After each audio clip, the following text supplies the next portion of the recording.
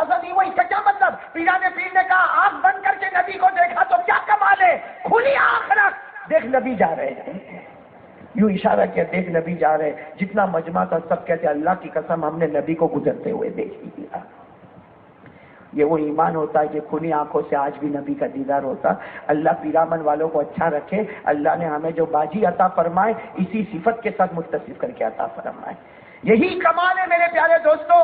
جو نبی پاک سے مشورہ کرے، جو نبی پاک کو رات کو خواب میں دیکھے، جو نبی پاک کا دیدار کرے، اللہ کی قسم یہ وہ ہستی ہے کہ میرے دوستو ان کی دعا لے لو، اللہ دنیا آخرت کے بیڑے پار کر دے گا انشاءاللہ.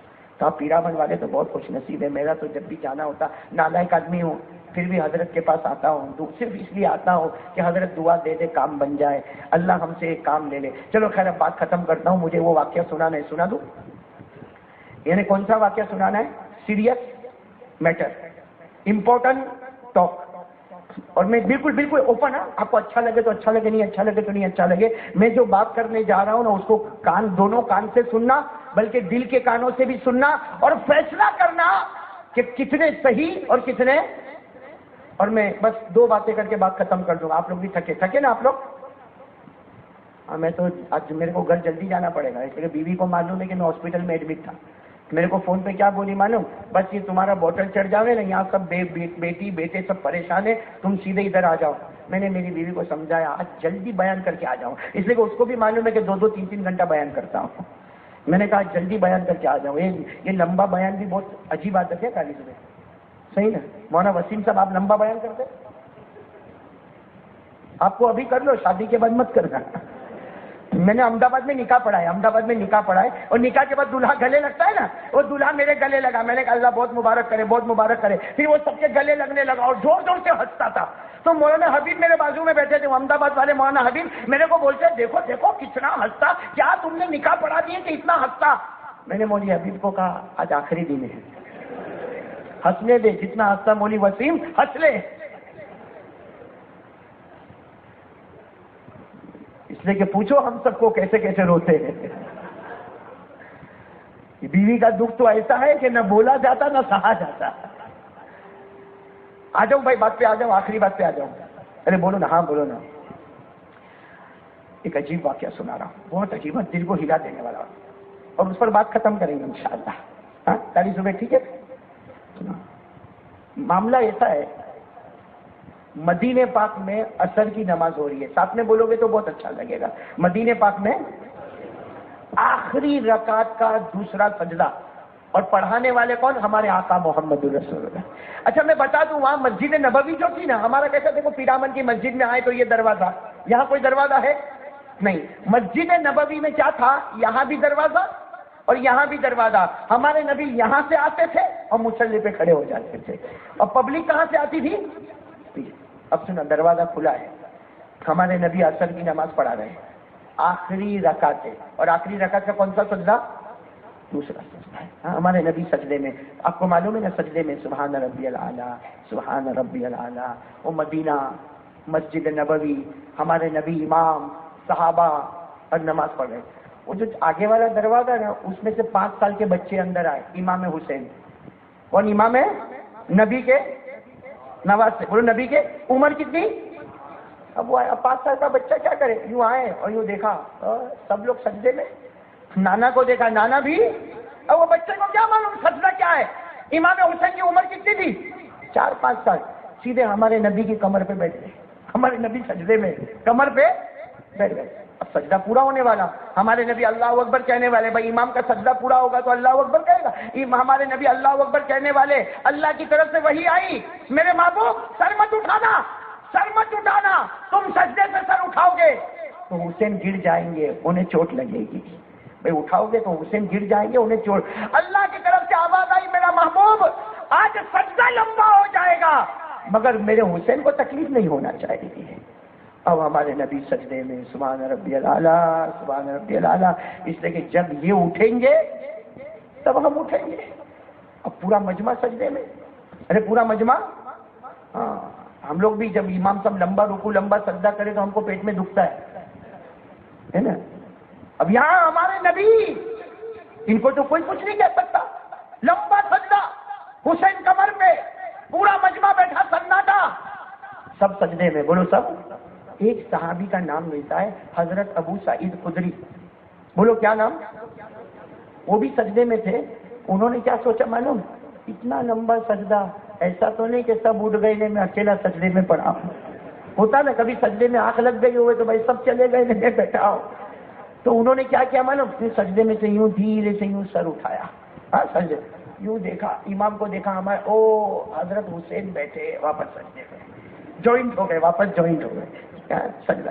چلو بہت دیر کے بعد حضرت حسین امام، اب امام حسین کی عمر کتنی تھی؟ 5 سال. اترے اور اتر کے دروازے سے چلے بھی گئے. اب یہاں ہمارے نبی نے اللہ اکبر سر اٹھایا. صحابہ فرماتے ہم نے 50 مرتبہ سبحان ربی الاعلیٰ پڑھا، یعنی اتنا لمبا سجدہ. چلو ہمارے نبی نے سر اٹھایا، السلام علیکم ورحمۃ اللہ، السلام علیکم ورحمۃ اللہ. ہو گیا سلام، ہو گیا سلام. ہمارے نبی کھڑے ہو گئے. کہا بتاؤ میں نے اتنا لمبا سجدہ کیوں کیا؟ ہمارے نبی پوچھ رہے بتاؤ علی جی مجھے بتاؤ کہ میں نے اتنا لمبا سجدہ کیوں کیا؟ سارے صحابہ گردن جھکائے، ہمیں کیا معلوم، اللہ رسول کو معلوم. اور ایک صحابی نے تو کتنا اچھا کہا، ارے آپ نے 50 مرتبہ سبحان ربی الاعلیٰ پڑھایا، آپ 500 مرتبہ پڑھاتے تو پڑھتے ہم آپ کے پیچھے کہاں جائیں گے؟ تو ہمارے نبی نے پوچھا لیکن بتاؤ تو صحیح کہ میں نے کیوں اتنا لمبا سجدہ کیا؟ ہم کو کیا معلوم، ہم سجدے میں تھے. ہمارے نبی نے کیا فرمایا؟ ابو سعید کہاں ہیں؟ تو وہاں بیٹھے تھے، یہاں تم بتا دو. حضرت ابو سعید سمجھ گئے، وہاں سے فون آ گیا. کیا کہا معلوم؟ حضرت ابو سعید نے کیا کہا معلوم؟ رونے لگے. اتنے بڑے جوان روتے روتے، اللہ کے رسول میں ڈر گیا تھا کہ کہیں میں سجدے میں پڑا ہوں، باقی سب اٹھ کے تو نہیں چلے گئے. اور پھر کیا کہا معلوم؟ اللہ کے رسول معاف کرنا. تھوڑا گردن اٹھا کے دیکھا، واپس جوائنٹ بھی ہو گیا.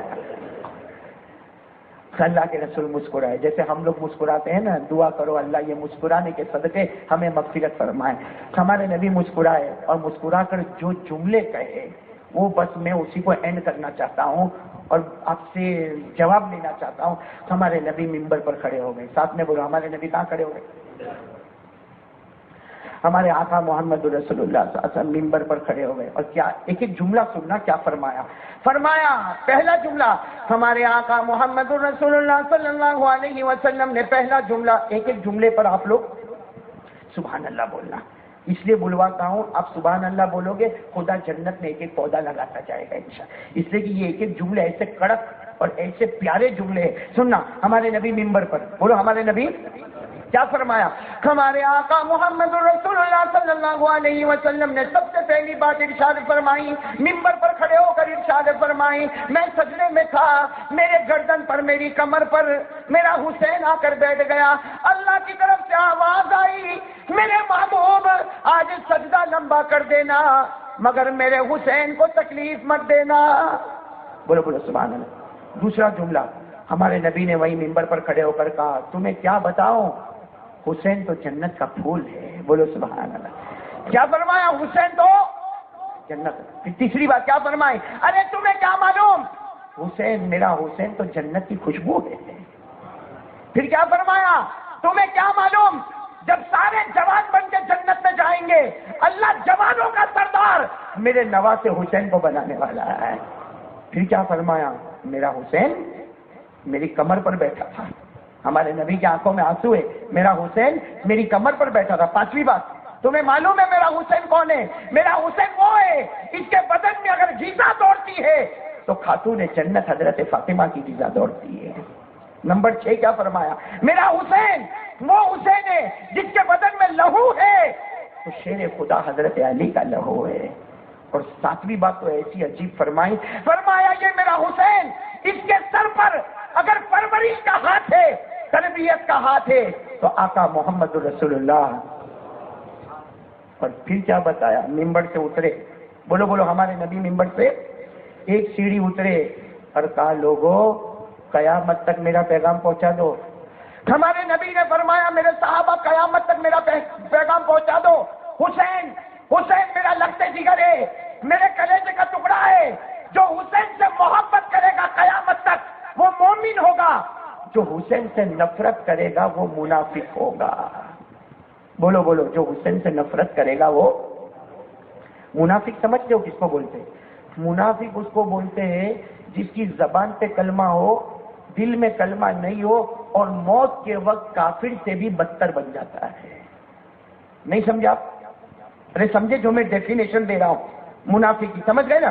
منافق وہ ہے جس کی زبان پہ کلمہ ہوتا ہے، دل میں کلمہ نہیں ہوتا، اور قیامت میں اللہ فرماتے ہیں کافر کو جتنا عذاب ہوگا اس سے زیادہ خطرناک عذاب منافق کو ہوگا. اب توجہ دینا، ہمارے نبی نے آخری جملہ کیا فرمایا؟ بولو بولو کیا فرمایا؟ جو حسین سے محبت کرے گا وہ مومن. میرے پورا مجمع بولے نا، جو حسین سے محبت کرے گا وہ، اور جو حسین سے نفرت کرے گا وہ. اب منافق کی ڈیفینیشن بتا دی نا منافق کی ڈیفینیشن. جہنمی کے نہیں؟ ارے بولو نا جہنمی. قرآن میں لکھا ہے، قرآن میں 5ویں پارے میں. آپ لوگ پڑھو قرآن میں کون سا پارا؟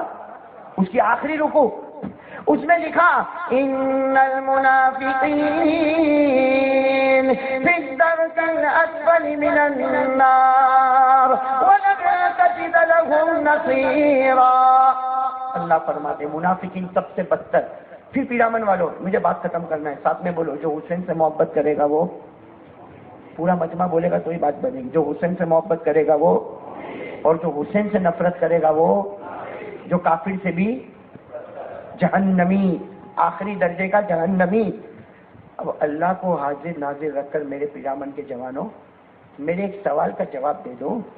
جو حسین سے نفرت کرے گا وہ منافق ہوگا. منافق کون آپ کو بتا دیا. سوال کا جواب دینا. جو نبی کے نواسے امام حسین سے نفرت کرے گا وہ منافق ہوگا. تو جو ڈائریکٹ محمد الرسول اللہ سے نفرت کرے گا وہ کتنا بڑا منافق ہوگا. جو نواسے سے نفرت کرے انڈائریکٹ، اسے کہا حضرت حسین بھی تو نبی کے غلام ہیں. ارے بولو نا حضرت حسین بھی تو نبی کے. جو انڈائریکٹ نانا سے نفرت کرے وہ منافق ہے، اس کا ایمان نہیں ہے. تو جو ڈائریکٹ نانا محمد الرسول اللہ سے نفرت کرے اس کا کیا ہوگا؟ آپ ہی جواب دو. نہیں سمجھے میری بات؟ سمجھے؟ نواسے سے نفرت کرنے والا جب منافق ہو سکتا ہے تو نانا سے نفرت کرنے والا کیا ہوگا؟ اور وہ بھی وہ نانا، وہ محمد، وہ احمد، وہ سرکار دو عالم کہ جب ہمارے نبی کو معراج پر جانا تھا تو اللہ نے حضرت جبرائیل کو کہا تھا ان کے تلوے کو چوم لو تم کامیاب ہو جاؤ گے. جن کے تلوے کو جبرائیل نے چوما ہوگا، جن کے پاؤں کی قسم اللہ نے آسمانوں پر اٹھایا ہوگا، جن کے دل کو 4 مرتبہ خدا نے نکال کر زمزم کے پانی سے دھویا ہوگا، جس نبی کے چہرے کا ذکر اللہ نے قیامت میں کیا ہوگا. جب نواسے کی نفرت سے منافق ہے تو ایسے نانا کی نفرت سے کتنی بڑی جہنم ہے. اور یہاں بیٹھے نفرت کرنے والے. آپ کو اچھا لگے تو لگے، نہیں لگے تو کوئی بات نہیں، لیکن یہاں نبی کے نفرت کرنے والے بیٹھے 101% بیٹھے. وہ خود سوچے کہ اگر میں نواسے سے نفرت کرتا تو میرا ایمان ختم ہو جاتا، آج نانا سے میں نفرت کرتا ہوں. میں صحیح کہہ رہا ہوں؟ یہاں بیٹھے پوچھو حضرت خواجہ غریب نواز سے، پوچھو اجمیر والے بابا سے، پوچھو نبی سے نفرت کرنے والا کون؟ سب سے پہلے فرمایا جس کے چہرے پر داڑھی نہیں ہوگی وہ نبی سے نفرت کرتا ہے. جن لوگوں کے چہرے پہ داڑھی نہیں، بھلے کچھ بولے نہیں بولے، لیکن اپنے دل کی آواز بتا دے تو آواز سے کیا نکلے گا معلوم؟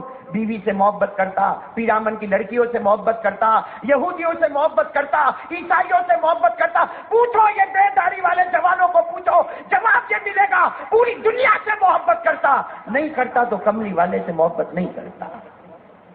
جن کے چہرے پہ داڑھی نہیں، نفرت، اس کو نبی سے نفرت ہے. اچھا کچھ لوگ تو مولانا داڑھی نہیں رکھتے اور کچھ لوگ ایسی پٹی بناتے چھوٹی سی. دیکھا آپ نے؟ دیکھا پیرامن میں دیکھا؟ ارے ہاں بولو، دیکھا نہیں دیکھا؟ ایسی پٹی بناتے. میرے دوستو 1 چمچ پیشاب پیوے کہ پوری بوتل بھر کے پیوے، کچھ فرق ہے؟ بولو کچھ فرق ہے؟ بلکہ جو لوگ ایسی پٹی بنا کے گھومتے ہیں نا وہ نبی کے چہرے کا کھلواڑ کرتے ہیں، مذاق